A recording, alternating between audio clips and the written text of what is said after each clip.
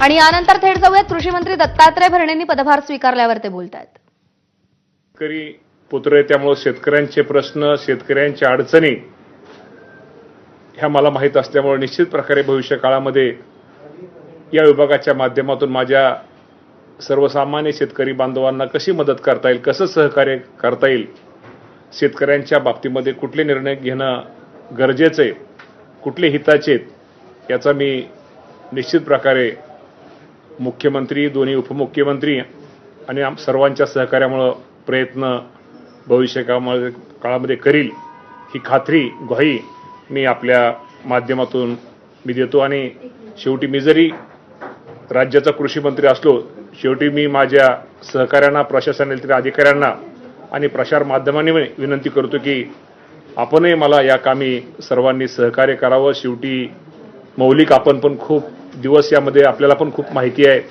आमचे अधिकारी, आमचे प्रधान सचिव असतील, सगळीच मंडळी या बाबतीमध्ये आपण सर्वांनी निश्चित तुमच्या अनुभवाचा, मार्गदर्शनाचा फायदा भविष्य काळामध्ये या विभागासाठी कसा होईल यासाठी माझा प्रयत्न राहील.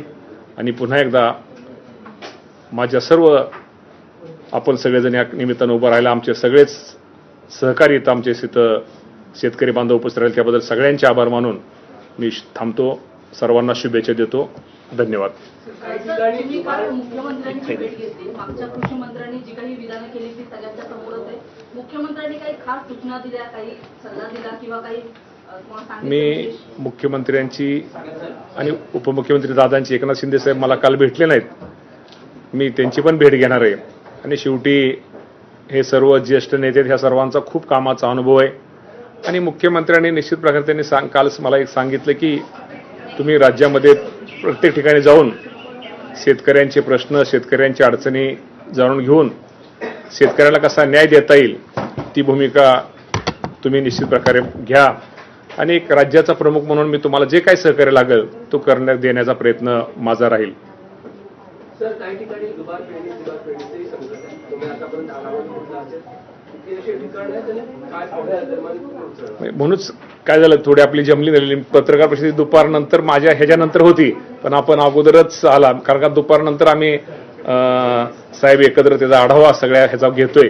आता फक्त मी 4 घेण्यासाठी आलो. कॅबिनेट मिटिंगला आता प्री कॅबिनेट आता 11:30 वाजता आहे आणि त्यानंतर 12 वाजता मिटिंग झाल्यानंतर 2 वाजता मी संपूर्ण या विभागाचा आढावा घेणार आहे. पण त्या बाबतीमध्ये आपण निश्चित प्रकारे जे काही शेतकऱ्यांचं नुकसान, शेतकऱ्यांसाठी जे काही करणं गरजेचं आहे आणि जे केल्यामुळे शेतकऱ्याचं हित साधल यासाठी प्रयत्न माझा राहणार आहे. तर शेतकऱ्यांच्या हितासाठी प्रयत्नशील